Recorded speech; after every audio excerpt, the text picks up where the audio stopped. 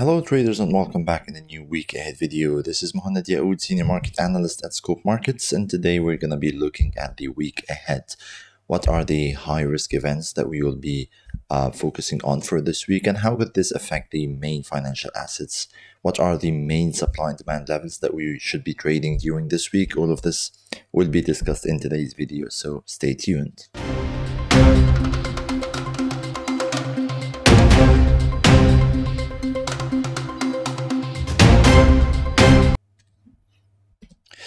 First and foremost, let's have a look on the economic agenda for this week. We can say that pretty much we don't have the really big thing that markets will be looking for. We don't have like stuff like NFP or the Federal Reserve meeting or the FOMC or anything. However, we do have the FOMC meeting minutes coming up on Wednesday. However, starting on with Monday today, markets will be looking for the inflation rate from the Canadian economy.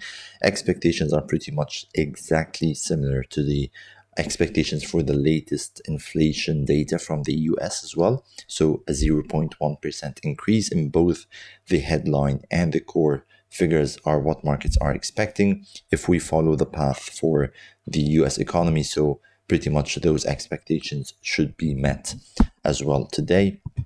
Moving on to Tuesday, I think markets will be looking for the data coming up from the UK economy, which is, the labor market data. Unemployment rate is still expected to come around the same levels of 4.9%. However, the key thing markets will be watching for is basically the earnings and the average wages in the UK economy, which is expected to ease off a little bit and, of course, lift off some inflationary pressures of the UK economy. And I think this could boost the pound during the week. We will also be looking at the ZEW economic sentiment for the German and the EU economy. And we have some building permits and, housing starts as well. Some real estate or housing data coming out from the US as well. However, moving on to Wednesday, the highly weighted day will be the FOMC meeting minutes coming up this week. Basically, markets will want to see what are the deep conversations that took place during the last meeting and how they could basically affect the forward guidance, which is not basically given at the moment by Kevin Warsh and his team.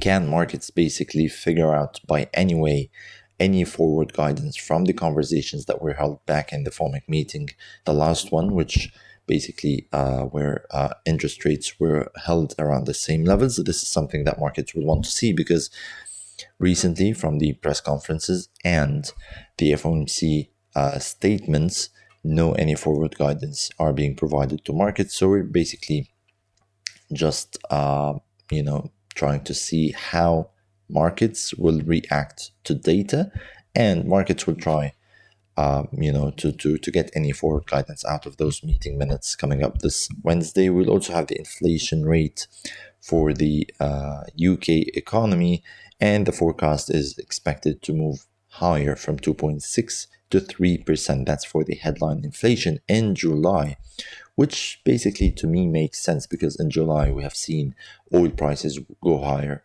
roughly like 20 to 22%. So, of course, it will definitely add to the inflation, especially the headline inflation numbers. However, we will also want to see whether the wages will go down a little bit as markets expected. That's for June.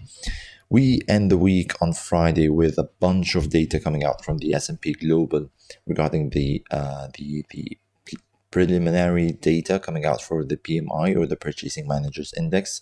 This is the day where all of the economies basically we get to see the PMI data for that from S&P Global. So we will be having a look on the UK economy, the US economy, and so on. And the question is, can the global economies at the moment tolerate a higher for longer interest rate narrative or not? I think the PMI data will be one of the answers to those questions. Moving on to technical analysis here, let's have a look on how we expect markets to move. And starting off with the dollar index here on the daily time frame, you can pretty much see that those levels that we are currently trading in On the daily time frame, it's basically a big demand zone here that was created back in May of 2026.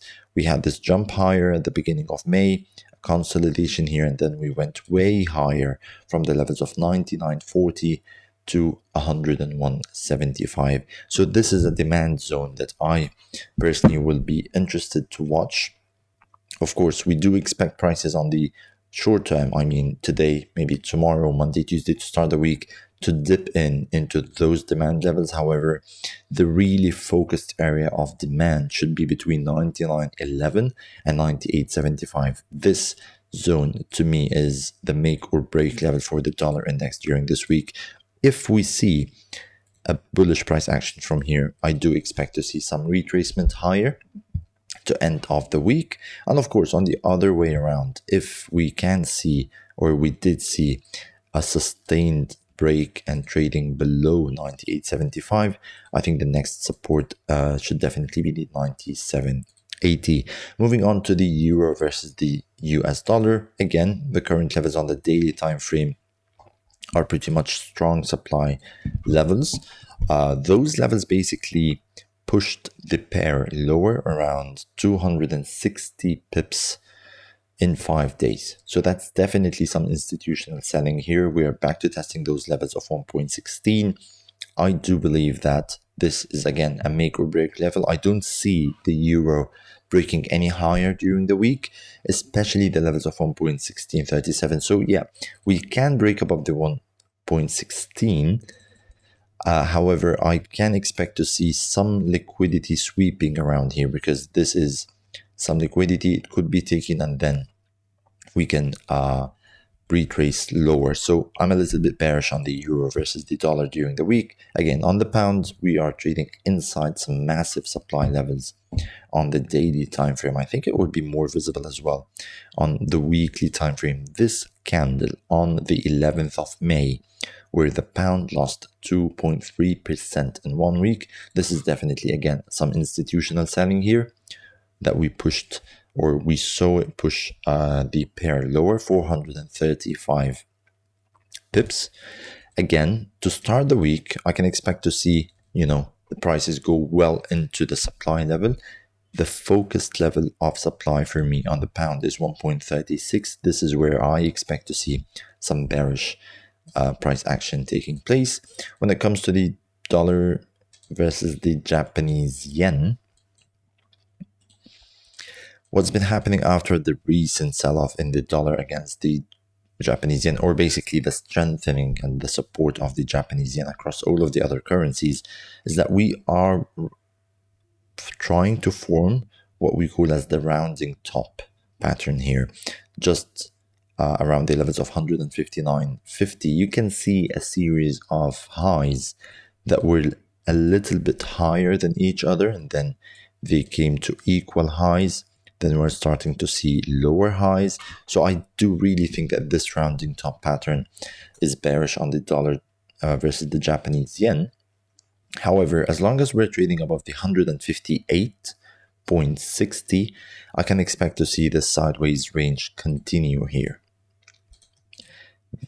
The trading opportunities, or the short opportunities on the dollar yen, should be if we see a clear break and a close below this 158.60.